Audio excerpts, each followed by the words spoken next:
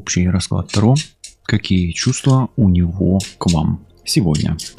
Друзья, давайте посмотрим на ваши отношения, на мысли, чувства, действия, планы загаданного человека к вам. Этот расклад Таро для мужчин и для женщин универсальный, но каждый может посмотреть со стороны для себя на ту ситуацию, которая у вас развивается на сегодня в отношениях. Итак, давайте смотреть, что происходит сейчас. Тени, тени, тени. Ну, знаете как, у меня идет почему-то поток тени прошлого. И даже не сколько тени, сколько тени, да, тени в прошлое. Тени прошлого имеют значение для вас, и как минимум вы либо не можете забыть вашего партнера, либо он не может забыть вас. Как минимум в прошлом, в самом прошлом, это совсем прошлая карта, да, что-то осталось в тени, и что-то недосказано между вами, но не все так светло, как бы хотелось. Далее Сокол, карта, которая говорит об охоте. Но это еще не только охота или охотник, это еще и такая скрытая опасность. Или что-то, какая-то агрессия, или какой-то конфликт лег тенью на прошлое в ваших отношениях. Также есть небо, есть желание прояснить, есть некая недосказанность в ваших словах, чувствах, мыслях, делах. И легче было бы обоим, если бы вы оба что-то сказали друг другу, или появилась какая-то ясность, или прояснились недосказанность, или прояснились те тени прошлого, которые, возможно, преследуют вас обоих, и, может быть, где-то угрожают, может быть, где-то напрягают. Как минимум, хочется избавиться от того прошлого, что осталось в тени. Волк или волчица, вообще-то волк, и волк часто не только об какой-то охоте, да, вот и сокол охотник, да, и угроза, и волк охотник, угроза. Есть некий конфликт, который не закрыт между вами. Вот у меня такой поток. И знаете, он не дает свободы мысли, свободы общения, свободы действия, свободы дыхания даже. Но волк где-то о страхе и желании защититься от того, что было в прошлом у вас. Ну и поляна. Вы ищете выход.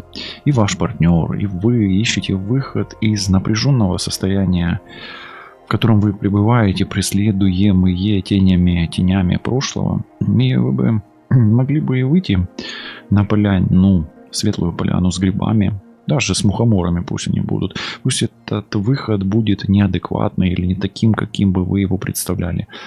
Но пусть он будет даже какой-то нестандартный и какой-то, может быть, бредовый, может быть, даже фантастический или сюрреалистический, да, но нужно прояснение. Поляна — это всегда легкость, и прояснения вот этих вот карт вам не хватает. Что же мы имеем? Мы имеем напряжение, конфликт, желание защититься, отбиться, освободиться. И как тяжкий груз тени прошлого в ваших отношениях. Интересно, вы можете поставить на паузу и написать, что для вас тени, что такое сокол, как проигрывается небо, кто и что волк, и как вы видите для себя поляну. Еще одна подсказка духа. Как дух видит ваши отношения, как высшие силы. И, может быть, или подсказка высших сил в этой ситуации. Здесь день, здесь нужно прояснять. Здесь лишняя карта. Здесь лишних карт вообще-то нет в любом раскладе. Но самая лишняя карта — это прошлое в тени. То есть есть что-то незабытое. Что-то черное, темное, непонятное, преследующее. Или очень отвратительное, или очень плохое. Что как минимум, сначала внушило страх некий. Потом заставила, возможно, бежать, разбегаться в отношениях. Может быть, очень сильно конфликтовать. Даже душить друг друга где-то. Но от этого нужно избавляться. И дух говорит, день поможет тебе.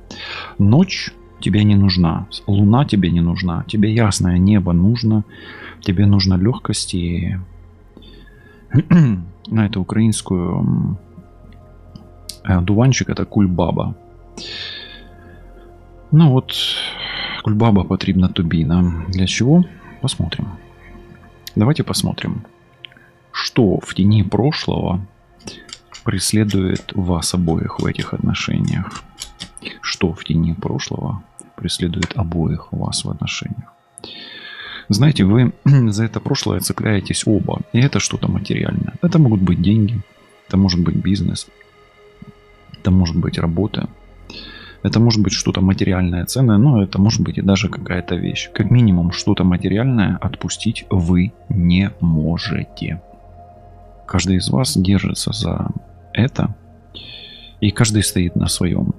Каждый отстаивает свою позицию, и нету гибкости, нету потока, нету возможности договариваться, и, знаете, как упертость какая-то, да, то есть, по сути, в тени нежелание отпускать то, что дорого. Но это дорого, оно дорого для каждого из вас, поэтому каждый и стоит на своем, хотя это, по сути, может быть, не имеет уже и никакого значения. И если и имело значение, то только в прошлом. Что в прошлом по-настоящему было для вас опасностью или угрожало вам, или угрожало ли вам что-то в прошлом? Да, у вас была большая угроза, если вы хотели убежать, разбежаться или защититься даже, потому что защита тут есть, то это все было правильно с вашей стороны. И тут лучшая защита — это нападение, и один из неплохих исходов в этой ситуации — это бегство и защита, чтобы не навредить себе и не разрушить свой мир и себя. Идеализация и побег от идеализации. То есть, если вы идеализировали, то, знаете, как вы были очарованы сначала, и вот потом начали разочаровываться из-за того, что очаровались. Знаете, вот есть люди часто говорят: я разочаровался или я разочаровалась. А все потому, что ты был очарован. Чары, они прослеживаются в Луне, и что-то было скрыто, и что-то было изначально припрятано. И вот это припрятанное, оно и проявилось позже, и освободиться от этого не смог ни один, ни второй. Давайте посмотрим, что дает легкость или могло бы дать легкость вашим отношениям. Боже, дай ему ума, да, или дай ей ума. Но здесь больше мужчина. Во-первых, ум — это интеллект, это всегда водолей. Водолей, так точнее, всегда интеллект. И это умение отстаивать свои права или свою позицию с точки зрения или с позиции благородства. Благородство нужно. Благородство. Благород. А что может дать легкость вашим отношениям? Благородный разговор. Или продуманное общение. Но также благородство мужчины, сила мужчины и мужской интеллект и мужской ум. Свободы вам может добавить защитник, покровитель, но будьте мудры для того, чтобы рассчитывать на свои силы.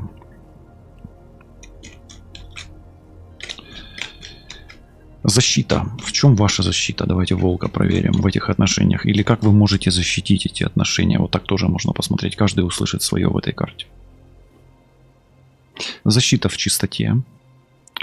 Здесь нужна чистая защита. Здесь защита заключается в дистанции. Поэтому если вы избегали что-то или бежали куда-то далеко друг от друга, или бежали на дальнюю дистанцию, защитить эти отношения вы можете только чистым умом, чистыми чувствами и чистыми побуждениями. Особенно в отношении материального. А привязка к материальному здесь очень сильная в этих картах. Поэтому самая лучшая защита здесь — это дистанция все-таки. Это хладнокровие, два водолея рядом, это два разума, и у каждого должна быть своя позиция. И если она будет и доноситься, то один будет очень сильный, а один будет очень слабый. И у одного сильного должно хватить мудрости общаться со слабым на равных. В чем суть выхода все-таки в ваших отношениях? И чем может стать та самая грибная мухоморная поляна для вас обоих? Вы все еще имеете шанс на улучшение в этих отношениях до сих пор. Как бы вы ни цеплялись за что-то материальное, как бы вы ни идеализировали. И знаете, здесь в чем проблема? 4 и 16 башня и четверка дают 20. Страшный суд. Здесь был какой-то духовный пробой. То есть вы так сконцентрировались на идеализме, на материи, на каких-то достижениях, на каких-то деньгах, результатах. То есть вы так хотели многого, что за многим не узрели малого, которая являлась сутью ваших отношений. Звезда обычно горит на очень дальних дистанциях и посылает нам холодный свет в разных спектрах его излучения и его явления. Но в малых звездах хранятся самые большие и главные тайны. Поэтому за привязкой или зависимостью от материального вы не узрели разума, или потеряли разум, или потеряли духовное. И эта потеря была для вас самой главной. Сутью проявления и прояснения ситуации для вас будет поиск духовного пути и поиск налаживания духовных связей. Именно духовная связь и перспектива здесь может стать для вас проявлением. Но самым главным проявлением и развязкой может стать явление и влияние на это родственников, а также большого, сверхбольшого запроса и требования от каждого из партнеров. Этот запрос, он возникает из-за того, что вы идеализировали и, возможно, отец или мать требовали от вас многого, ну и, соответственно, породили внутри вас требования к вашему партнеру, такие же завышенные, но такие же далекие, как эта звезда. Суть посыла духа. В чем может быть для вас день? Или в чем может быть ясность в этих отношениях? Помните о том, что любые отношения – это прежде всего робота. 8 пентаклей – это всегда робота. Це, як кажуть, наполеглива робота або звитяжна робота, да, такая вот упорная, да. Суть прояснения: вы где-то не доработали. Не доработали себя, не доработали его. Не доработали себя в нем и его в себе. Дух подталкивает вас к работе и к продолжению прилагания усилий, где, видите, опять материя, материя, материя, материя, где материя является для вас как минимум и как целью, и как каким-то барьером, и как стимулятором, и как разочарованием. Поэтому суть работы, она заключается в мудром, взвешенном, спокойном, неагрессивном объединении духовного и материального. И продолжение рода, и развитие бизнеса, и воспитание детей, и восстановление того, что утрачено, и того, что разрушено, и защита. Все входит в видение духа, и все, к чему вы будете прилагать усилия, возможно, когда-то даст плоды. Дух прямо сейчас подсказывает, что сейчас зарождается 18 луна, зарождается тот плод, который родится в процессе вашей кропотливой работы по выстраиванию нового мира после того, как старый будет абсолютно разрушен. Давайте посмотрим, что думает он о прошлом, о том, что он не может забыть. Где-то он винит себя, где-то он, особенно если это мужчина, особенно если он дева, телец или козерог, где-то он думает о вас совсем по-другому. И где-то он думает о том, что сейчас бы он не поступил бы так, как он поступил ранее. Что он думает о том, что он утратил, или то, что он потерял, и что он думает о том, что он испугал и чему принес боль и страдания. Он мучается совестью и угрызением души, да, души и совести, даже вот так вот. То есть его душа неспокойна, и, скорее всего, он утратил женщину, ну и женщина-мужчину утратила здесь. И если это живой человек, то он сожалеет о том, что произошло. И где-то в глубине своей души мечтал бы, чтобы это поменялось, или чтобы оно возродилось, чтобы оно явилось на свет чем-то другим, не тем, что оно явилось. Думает ли он вам вредить, если в его мыслях додавливать вас, дожимать, добивать, или он хочет вас освободить от своего некого преследования? Знаете, он сам в тупике, он не знает, он еще не решил, что будет делать с вами, и, к сожалению, негативные сценарии в продолжении этих отношений все еще могут быть. Но как минимум он также страдает, возможно, как и вы. Девятка мечей, он стоит перед дилеммой и не знает, как выйти из этой ситуации. По сути, ни туда, ни сюда. Полный тупик и, возможно, даже пребывает в апатии, в когнитивном диссонансе или просто не знает, что делать, болея разумом и душой и телом. Да, вот разум, душа и тело, все вместе, 3 компонента у него страдают. По сути, сейчас происходят в его жизни физические метаморфозы болезненного характера, где еще большой вопрос, а кем он станет и кем он будет в своем физическом теле в будущем, как он будет выглядеть. Давайте посмотрим его мысли о вас через время. Как он будет думать о вас через время. Скорее всего, он о вас забудет через время или радикально поменяет о вас свои мысли. То есть, если сейчас мы наблюдаем некую трансформацию здесь болезненную, то как было раньше, те мысли о вас, то эти мысли могут совершенно поменяться. Поэтому, да, он может поменяться как человек и, условно говоря, умереть, чтобы переродиться, да, но пока что это еще не решено, эта карта здесь и сейчас, поэтому как пойдет, по какому сценарию, на самом деле загаданный человек, он действительно находится в таком тупиковом состоянии или в депрессивном состоянии, или не в здоровом, скорее всего, состоянии, где, знаете, как еще нету, вот не сложился его пазл, да. И давайте спросим, какие у него мысли на будущее, да.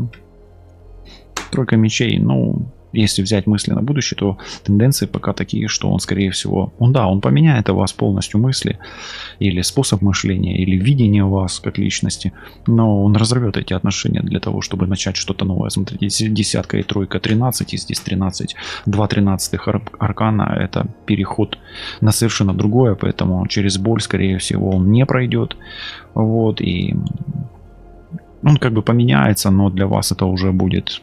Вы не переживете тоже эту боль как таковую, да, в этих отношениях. Что скажет дух? Ну, дух говорит, тебе нужно продолжать работать в этих отношениях. Ты не можешь просто так бросить, да, и как бы соскочить с одного уровня развития на другое. Смотрите, 8 и 9 звезда, 17. 17 это красота, это путь красоты. Дух говорит, что ты будешь вознагражден или вознаграждена все равно в результате.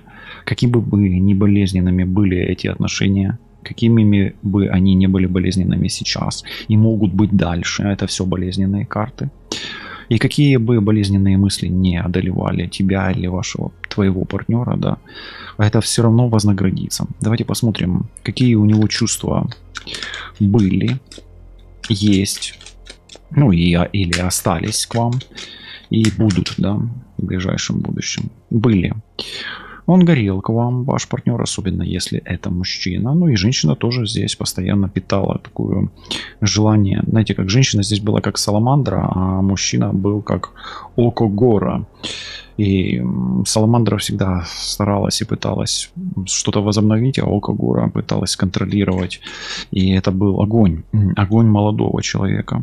Что еще чувствовал к вам? Но он чувствовал какую-то агрессию, что-то его очень сильно напрягало внутри вас. Почему-то я здесь чувствую очень сильного мужчину, физически, интеллектуально, даже, ну, может быть, он был большой, крупный, да, мужчина, и очень нежную, тендітну таку жінку, да, така вона дуже-дуже, ну, така жіноча, да, вот, мала.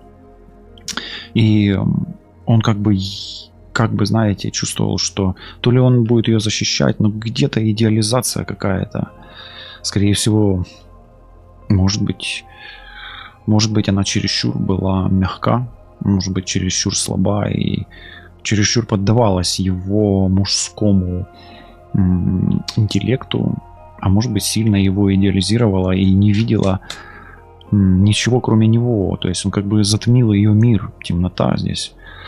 Давайте посмотрим, что сейчас, какие чувства у него сейчас, может быть, остались еще. Не знаю, в этом парадоксе живет любовь.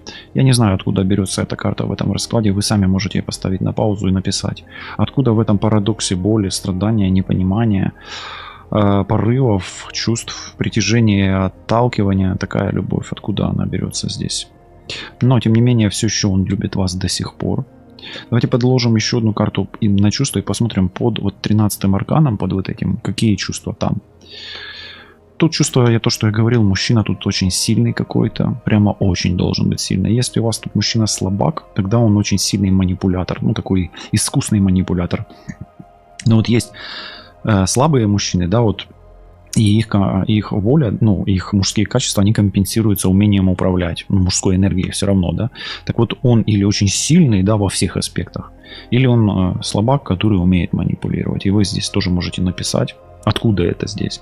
Но здесь есть очень много огня, огонь, и все еще здесь есть осадок, осадок любви, с одной стороны, тепла, а с другой стороны, энергии управления. То есть здесь мужчина, в чем суть этого момента, да, вот этих карт, он продолжает управлять. То есть женщина не может избавиться пока от любви к нему, від кохання до него, да. А он, может быть, пытается как-то это держать в себе, тоже не показывать это, да, и где-то злиться, да, вот это вот агрессия, вот она агрессия, да, вот она идет. Ну и вот эта боль, страдания вот из-за этой злобы, да, где-то какое-то зло внутри него еще живет, да. Но и это зло, оно как бы преследует вас, и вы от него бежите, убегаете, да, и несете его с собой, когда вы от него убегаете, да, только приняв бой со злом, да, по сути, когда-то, может быть, вы станете сильным человеком, примите этот бой, и тогда вы от него освободитесь. Какие чувства у него к вам после вот этой боли в сердце и желания разорвать все? Он все равно чувствует, если он будет даже до конца добивать вас, дожимать, он все равно будет чувствовать, что вы побеждаете. Здесь женщина управляет ситуацией, что вы ведьма, он вас будет обвинять в чем-то. И, знаете, как...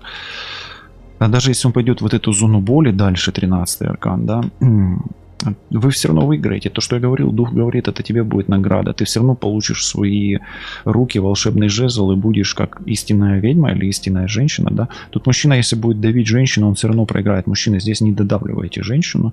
Здесь, по-разному же, да, жизнь складывается. Отношения разные бывают. И иногда через любовь и страсть можно передавить, да, пережать. И додавить, да, желать, додавить, отомстить. Здесь этого делать нельзя, здесь вот этот поток идет.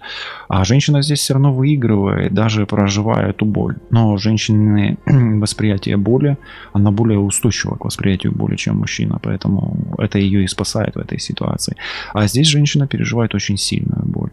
Поэтому какие чувства? Он будет сожалеть о том, что он сделал, особенно если он усугублял эту ситуацию и шел на обострение, на конфликт, на преследование, на принесение еще большей боли и страданий, если их было много в начале, и он продолжал, то он за это будет как бы отвечать и получать некий такой бумеранг, да, назад.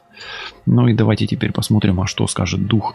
Какое чувство у него останется в итоге после всего пережитого вами вместе. Ну, смотрите, здесь шестерка мечей, он будет чувствовать свою правоту, но будет понимать, что женщина перехватила интуицию. Мира вам и вашему миру. Берегите себя, любите себя и миры, которые окружают вас. И помните о том, что иногда лучше вовремя отпустить. А все для чего? Для того, чтобы не пережать, не передавить и не задушить. Все буде добре, лишайтесь на зв'язку. І до зустрічі, па-па.